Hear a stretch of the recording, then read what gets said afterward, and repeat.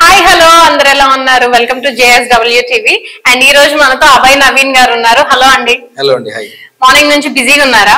Yeah కొంచెం busy ఉన్నాను definitely. So ఎప్పుడెప్పుడు అని ఎదురు చూస్తున్న Bigg Boss finally Bigg Boss వెళ్తున్నారు. ఎలా అనిపిస్తుంది? నేను పర్సనల్లీ చాలా ఎక్సైటెడ్ ఉన్నా షో గురించి.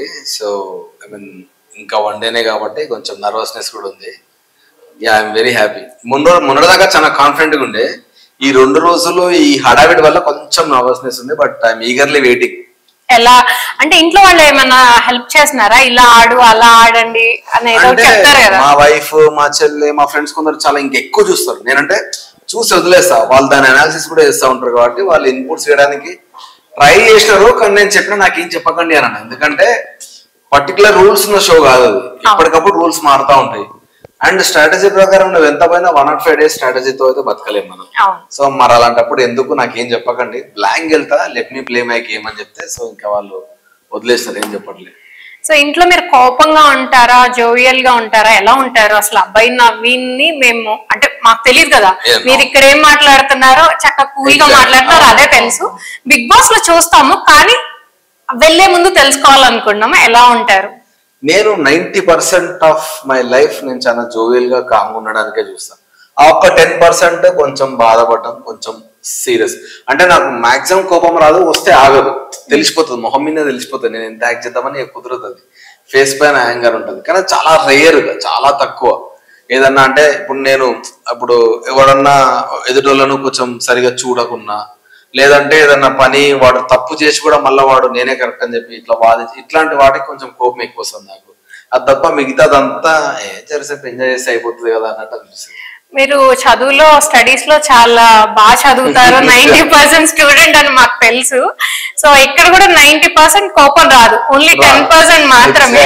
మేబీ అది అక్కడ హెల్ప్ అవుతుందేమో మీకు బిగ్ బాస్ లో అనుకున్నా. ఎందుకంటే ఇప్పటి వాళ్ళకి తొందరగా కోపం వచ్చేస్తుంది కదా, ప్రతి చిన్న దానికి రియాక్ట్ అయిపోతాం. ఏంటి నన్ను ఇలా అనేసారా అదా అంటే వెనక ముందు ఆలోచించుకోము. బట్ మీకున్న అది కూడా ప్లస్ అవుతుందేమో అనుకున్నా. యాక్చువల్గా అది పర్సనల్ లైఫ్ లో కూడా చాలా ప్లస్ అవుతుంది ఎవరికైనా కూడా. అంటే కోపమే ఉన్నది, ఒకరిని తిట్టడం చాలా పెద్ద పాయింట్ కాదు, కానీ ఆ తర్వాత మళ్ళీ రియలైజ్ అయ్యి అనవసరంగా అనుకుంటే బాగుండు అనే పాయింట్ రాకూడదు. ఇట్లా హ్యూమన్స్ మిస్టేక్ చేస్తాం, కానీ 90% దాన్ని కంట్రోల్ చేసుకుంటే బెటర్ అని. సో ఇప్పుడు బిగ్ బాస్ కి వెళ్ళాక నాకు బిగ్ బాస్ నుంచి ఏదైనా ప్లస్ అవుతుంది అని మీకు అనిపించిందా? యా డెఫినెట్ గా. ఇప్పుడు నాకు బిగ్ బాస్ అనే ప్లాట్ఫామ్ నేను ఎంత ఎక్కువ రోజులు ఉంటే అంత ఎక్కువ హెల్ప్ అవుతుంది, అంటే అంత ఎక్కువ మందికి నేను రీచ్ అవుతా. సో డెఫినెట్ గా అది ఒక రకంగా బిగ్ బాస్ డెఫినెట్ గా హెల్ప్ అవుతుంది. మనం రైట్ వేలో యూజ్ చేసుకుంటే చాలా మంచి ప్లాట్ఫామ్ అది. సో నెక్స్ట్ మీ ప్రాజెక్ట్స్ ఏమి చేస్తున్నారు ఇప్పుడు? నేను ఇప్పుడు లైఫ్ ఆఫ్ రామ్ అని ఒకటి రామ్ కామ్ డైరెక్ట్ చేస్తున్నాను, సెకండ్ ఫిలిం. ఒక 10 days స్కెడ్యూల్ అయిపోయిన తర్వాత ఇప్పుడు దాన్ని స్కెడ్యూల్ బ్రేక్ ఇచ్చి షూట్కి వెళ్తున్నా, బిగ్ బాస్కి వెళ్తున్నా. బయటకు వచ్చి మళ్ళీ మిగతా పోర్షన్ ఫినిష్ చేస్తాను. సో మీకు ముందు తెలుసా ఇది స్టార్ట్ చేసే ముందు మీరు బిగ్ బాస్ కి వెళ్తున్నాను? స్టార్ట్ చేసే ముందు అంటే డిస్కషన్స్ అయితే ఉన్నాయి, బట్ నేను కన్ఫర్మ్ కాలేదు. అసలు ఏం ఇంటర్వ్యూస్ కూడా కాలేదు, జస్ట్ ఇట్లా ఒక వేగ్ ఒక ఐడియా ఉండే అన్నట్టు. నేనైతే షూట్ అయితే స్టార్ట్ చేసుకొని వెళ్తున్నప్పుడు నాకు కాల్ వచ్చింది, ఇంటర్వ్యూ అటెండ్ అయినంత సెకండ్ రౌండ్ అన్నాక నేను అప్పుడు ఇక టీమ్ తో అంతా మాట్లాడినప్పుడు వస్తే కనుక వెళ్ళు అని అన్నారు అందరూ. సో నేను కూడా ఫిక్స్ అయినా 100% పోదామని. అంతే కాన్ఫిడెంట్ గా ఇంటర్వ్యూస్ కూడా ఇచ్చిన. సో ఇక వన్స్ మేము ఇంటర్వ్యూస్ ఇచ్చిన తర్వాత ఫిక్స్ అయినా, సో ఒక స్కెడ్యూల్ చేసి ఆపేద్దాం. మాకు ఇంకోటి వెదర్ కూడా సపోర్ట్ చేయలేదు అక్కడ. మేము బెంగళూరులో షూట్ స్టార్ట్ చేసాం. 10 days అయినాక ఎల్లో అలర్ట్ ఇచ్చారు అక్కడ చిక్మంగళూరు అటు సైడ్. సో మనం షూట్ కూడా చేయలేము. ఇప్పుడు వెళ్తే మళ్ళీ నెక్స్ట్ బిగ్ బాస్ ఉంది, సో అసలు షూట్ చేయలేము కాబట్టి ఇంకా మొత్తం స్కెడ్యూల్ బ్రేక్ ఇచ్చేసి వచ్చేసాం. So before Bigg Boss, after Bigg Boss, next బయటికి ఒక 3 నెలల తర్వాత వచ్చేసరికి సినిమా మీరు తీసి సూపర్ హిట్ కొట్టాల్సిందే. అంతే, కొట్టాలి, 100% కొట్టాలి. అండ్ మీ పేరు నవీన్ అని తెలుసు, అబ్బాయి అనేది ఎట్లా వచ్చింది?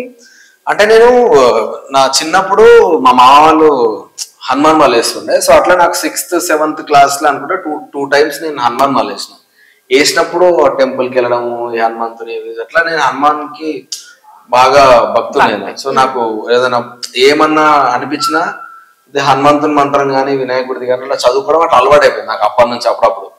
సో దాని వల్ల నేను ఇండస్ట్రీకి వచ్చిన తర్వాత నవీన్ అనే పేరు చాలా మందికి ఉంది. కొత్తగా ఏదో చేయాలని అనుకున్నప్పుడు నాకు మైండ్ లో అభయాంజనేయ అనేది ఒక పదం స్ట్రైక్ అయ్యి దాంట్లోకి వెళ్ళి అభయ్ తీసుకొని అభయ్ బేతిగంటి అని పెట్టిన. ఫస్ట్ ఇంటి పేరు బేతిగంటి నాది. ఆ తర్వాత నాకు ఇంట్లో పెట్టిన పేరు నవీన్ కదా, సో వాళ్ళ పేరు కూడా యాడ్ చేద్దామని అభయ్ నవీన్ అని పెట్టుకున్నాను. అభయ్ నవీన్ బేతిక్ అంటే కొంచెం పెద్దగా దీని ఏమంటారు, దాన్ని పలకడానికి కష్టంగా ఉంటది కాబట్టి అభయ్ నవీన్ అని సెట్ చేసుకున్నాం. అభయ్ నవీన్ ఈజీగా ఉంది అండ్ అభయం ఎక్కడికి వెళ్ళినా విజయం ఖచ్చితంగా వచ్చేస్తుంది. మరి బిగ్ బాస్ లో విన్ అవుతాను అని అనుకుంటున్నారా? నేను 100% నా ఎఫర్ట్స్ పెడదామనే పోతున్నా, గెలవడానికే పోతున్నా. యాక్చువల్ గా గెలవడానికే వెళ్తున్నా, ఏదొచ్చినా తీసుకుంటాను నేను పాజిటివ్ గానే, కానీ గెలుద్దామనే పోతున్నా అంతే. అంటే చదువులో 90% వచ్చిందంటే అది వేరే విషయం, కానీ బిగ్ బాస్ లో మాత్రం విన్ అవ్వాలి అంటే కొంచెం లక్ ఉండాలి.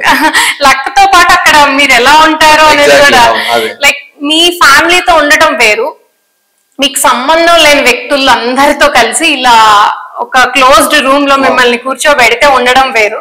ఒక్కొక్కసారి మన లోపల లేనిది కూడా వచ్చేస్తుంది బయటికి.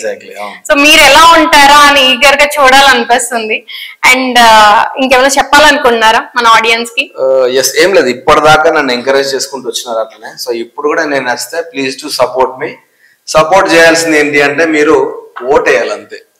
ఈ కంటెస్టెంట్ పలానా కంటెస్టెంట్ ఇట్లా నేను ఆడితే, నేను మీకు నచ్చితే మీరు ఓటేసి దాన్ని మీ సోషల్ మీడియా ప్లాట్ఫామ్స్ లో షేర్ చేస్తే మిగతా వాళ్ళు కూడా చూడడం స్టార్ట్ చేస్తే, ఒకవేళ వాళ్ళు చూసినా అరే వీడు బాగా ఆడుతున్నాడు.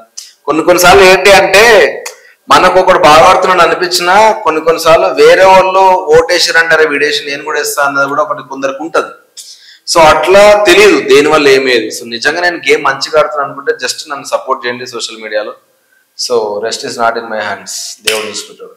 ఒక్క విషయం చెప్పాలనిపిస్తుంది, కరెక్ట్ చెప్పారు. యాక్చువల్లీ మన ఒక్క ఓటే కదా అని అనుకుంటాము, మాకు ఇష్టమే అభయ్ నవీన్ గారు, బట్ నా ఒక్క ఓటు వేయకపోతే ఏముందిలే అని అలా మనం నెగ్లెక్ట్ చేస్తాము. బట్ ఆ ఒక్క ఓటుతోనే విన్ అవ్వడానికి ఛాన్సెస్ ఉంటాయి, రాజ్యాలే కూలిపోతున్నాయి అక్కడ ఒక్క ఓటు. సో మీకు కనుక నచ్చితే డెఫినెట్ గా మీరు సపోర్ట్ చేయండి, ఓటు వేయండి. ఒక్క ఓటే కాదు, మీ చుట్టుపక్కల ఉన్న ఓట్లు కూడా వేయించండి అడిగి. And wish you all the best అండి. ఖచ్చితంగా కప్పు తీసుకొని తిరిగి రావాలి అండ్ మీ ఫ్యామిలీ ప్రౌడ్ గా ఫీల్ అవ్వాలి, ఆల్సో మేము కూడా ప్రౌడ్ గా ఫీల్ అవ్వాలి. అండ్ మళ్ళీ కలుద్దాం డెఫినెట్ గా. థ్యాంక్ యూ సో మచ్ అండి.